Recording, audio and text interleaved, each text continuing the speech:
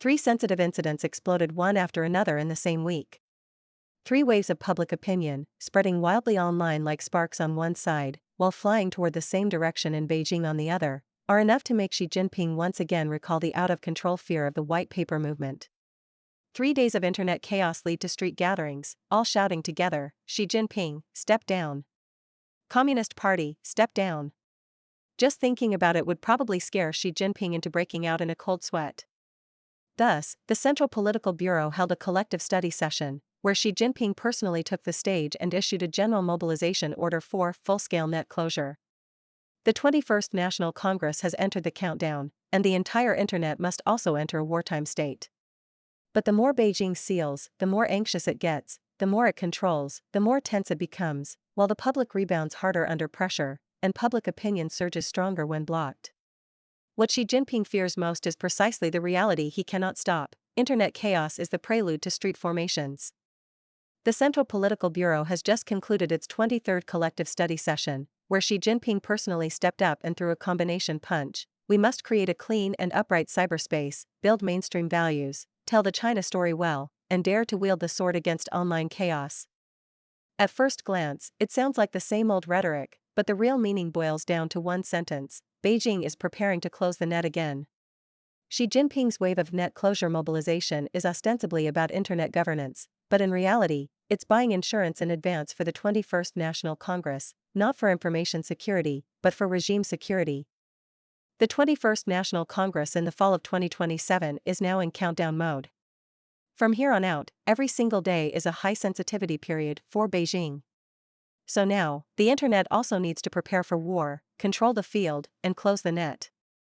In this speech, Xi Jinping once again emphasized telling the China story well, which in plain language translates to, fires can burn, but no accountability, accidents happen, but no deep investigation, obvious man-made disasters must be spun as accidents or incidents. Conflicts with urban management, hospital queues, rotten real estate tails, these phenomena that originally belonged to public issues cannot be discussed, these negative emotions are not allowed to spread, and discussion is prohibited. Replacing them are the good China stories, overwhelming wolf warrior little pinks, screens full of grateful and progressive positive energy, laid-off unemployed repackaged as dream chasers, and endless great, glorious, and correct press releases. The entire internet is forcibly transformed into a gigantic brainwashing factory. Even more ironic is that the person shouting clean and upright the loudest lives in a completely sealed information cocoon. What reaches his ears is either peaceful times or people's support. Of course he can tell the China story well. So what exactly does Xi Jinping mean by online chaos? It's definitely not porn, gambling, drugs, those are small potatoes to the CCP. But ordinary people wanting to catch a breath online, vent a complaint, spit out some bitterness, or forward a satirical meme, these are probably all categorized under online chaos. One slip up, and they'll be slapped with a hat of disrupting the online ecosystem. In plain terms, the CCP is doing everything it can to prevent the people's mouths from speaking. And what worries Xi Jinping and the CCP the most are the self-media matrices that can mobilize thousands of accounts at once, super topic communities that can propel an issue to the top of hot searches in hours, opinion spaces that continuously criticize the government and question the system, and topics surrounding women and children, grassroots workers, ethnic and religious issues, and local rights protection. These aren't just noise, they're seen as future political risks, amplifiers that ignite cross-regional linked struggles. This is the real online chaos in Xi Jinping's mouth, and it's also the true battlefield for what he calls daring to wield the sword. Dare to wield the sword, what a familiar formula, what a familiar taste, dust it off and stir-fried again. These 4 words get people high the moment they're shouted, draw blood the moment they're used, and are especially handy when aimed at those with the least voice and the least power to resist. The memories brought by mass incidents are very concrete. As soon as the right to tell stories slips from official hands in a matter of days, online incidents can instantly escalate to street incidents. That's why the CCP wants to fully seal the net. A netizen summed it up: the 3 recent sensitive incidents exploded online like viruses within a week, spreading so fast and emotions gathering so strongly that it might scare Xi Jinping into a cold sweat, fearing another loss of control among the people. So what exactly are these 3 things that frighten Xi Jinping? The first one, recently, Jiangsu Nantong Cultural Tourism posted a comment under a Douyin video about drug use records sealable from 2026, saying, "Which official young master got high?" The comment instantly blew up, causing the official account to gain hundreds of thousands of followers, but the comment was quickly deleted. The video's content was about Article 136 of the Public Security Administration Punishments Law of the People's Republic of China, effective from January 1, 2026, stipulating that violation records, including drug use records, will be legally sealed and not disclosed to any unit or individual. The Nantong Cultural Tourism editor probably slipped up, forgetting to switch to a private account, and accidentally expressed doubt about sealing drug records on the official platform. Sealing drug records does easily make people think of privilege protection. Isn't it that some official young masters rely on their backgrounds to easily erase their black history even after doing drugs? Nantong Cultural Tourism unexpectedly went viral, with some even calling it Brother Nan, as netizens bought into this empathy for daring to speak the truth. So tough. So brave. I haven't even been to Nantong yet, don't get your account banned. Sealing drug records, isn't this protecting criminals? The people have power. The people not speaking doesn't mean the people have nothing to say. The second thing that startled Xi Jinping was Guizhou province's recent forced push of cremation reform, met with protests from farmers in Sherdong Town, Shifeng County. The crowd's fury exceeded official expectations, with some angrily shouting, "If the Communist Party wants to dig up graves, dig up Xi Jinping's family ancestral graves first." This protest incident was like a heavy hammer, awakening how much dormant resentment. Rules are always only enforced on the bottom layer, the privileged class is forever exempt. The biggest exemption is the Shizhongshuan Cemetery in Fuping County, Shaanxi, which underwent large-scale expansion on the eve of Xi Jinping's rise to power in 2012 and was completed in 2015, transforming into a patriotic education base spanning over 100,000 square meters, guarded by military and police for public viewing.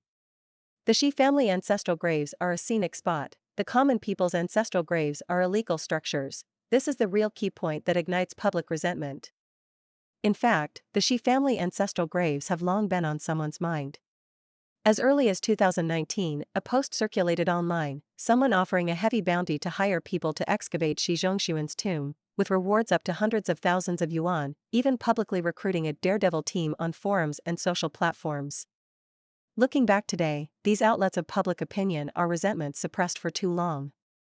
And it is precisely this bottom-up anger, this uncontrollable online spread, that pierces a heartbreaking fact: online public opinion is not noise, but the precursor to political earthquakes. The third one, this Hong Kong fire melted the emotions of the entire city. Public resentment is boiling over, with accountability voices continuously rising. Hong Kong people hope the Hong Kong government will establish an independent investigation committee. The result? Not only has the government not launched any independent investigation, but instead chose a simple and crude method, arresting the initiators of the petition under sedition charges. The fire isn't even out yet, but they're silencing voices first. So why are Xi Jinping and Zhang Nanhai so tense? Because they remember the young people in Shanghai streets holding up white papers after the 2022 Urumqi fire. This Hong Kong fire is even worse than Urumqi's, and more absurd. If the Urumqi fire could burn out a white paper revolution, then the same fire in Hong Kong, where press freedom still lingers and people are accustomed to taking to the streets, would lead to consequences that spread faster, wider, and harder to suppress. This is probably what Xi Jinping fears most. He may have realized the 2022 white paper revolution's 72 hours were not an accidental incident, but a replicable template. The most dangerous part is that sudden spark of online public opinion. The protection of official young masters, Guizhou's forced cremations on the people, the Hong Kong fire, plus local resentments everywhere and the collective memory of the white paper revolution, are piecing together a new China story online. Once this story spreads, it will cross the Great Firewall, forming chain reactions. What Xi Jinping worries about is 3 days of online chaos, and the streets can form a scale, so he must dare to wield the sword and urgently stop the bleeding. His speech at this Political Bureau collective study can be summed up in 8 words: lose the internet, lose the streets. This net closure is imperative, because it's carrying the countdown to the 21st National Congress. Beijing surveillance upgrade, fear of leaks. According to multiple sources familiar with regulatory insiders, the Cyberspace Administration is leading the upgrade of a brand new online early warning system.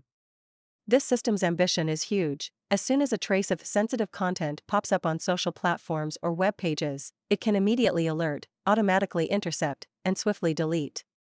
Recently, mass incidents have erupted across mainland China, especially the Yumenglong case, sealed inside the wall, but images, audio, and text flow out like tides, fast, urgent, throwing the regulatory department's heartbeats into disarray. An insider revealed, these past few weeks, the Cyberspace Administration and Public Security Systems scheduling has been unusually busy, not a single-point upgrade, but full-line heightened alert. The demands are way more detailed than before. In the trial run phase, it's being adjusted every day. During tests, it jumps so fast you can't zone out. Tested in October and November, when things pile up, it jumps dozens a day, with a bunch of people staring at the back end. Mainland media in multiple regions have recently reported that local public opinion centers are accelerating construction, emphasizing minute-level handling during major sensitive periods. Additionally, the Cyberspace Administration has continuously pushed the clear and bright action, rectifying and investigating online content, with platforms' review volumes rising accordingly. Faced with this upgraded surveillance system, outsiders naturally ask, can it really seal all information? Netizens' cold water is poured precisely and timely. No matter how high the wall, it can't block the wind. Unlikely. No matter how thick the wall, there are cracks. Insiders also state the new system can make fewer things slip out, but completely blocking them is basically impossible. The reason is actually simple: technology can never catch up to human hearts. Netizens' wisdom is boundless, ways to counter totalitarian blockades keep evolving. Every time the CCP upgrades censorship, netizens grow new languages, new codes, new paths in the cracks. You seal one exit, the people dig another channel. You block one route, public opinion seeps from another corner. This is an endless chase. On one side, a monitoring machine constantly ramping up, on the other, wisdom that self-evolves. So what is the ultimate effect of the surveillance upgrade? It can't seal information, instead, it exposes anxiety. What this system truly exposes isn't the internet's vulnerabilities, but the CCP regime's own fears. Finally, using a comment from the journal Foreign Policy as a summary, the CCP is trapped in a self-perpetuating dilemma of speech censorship. The stricter the speech censorship, the more the rumors proliferate.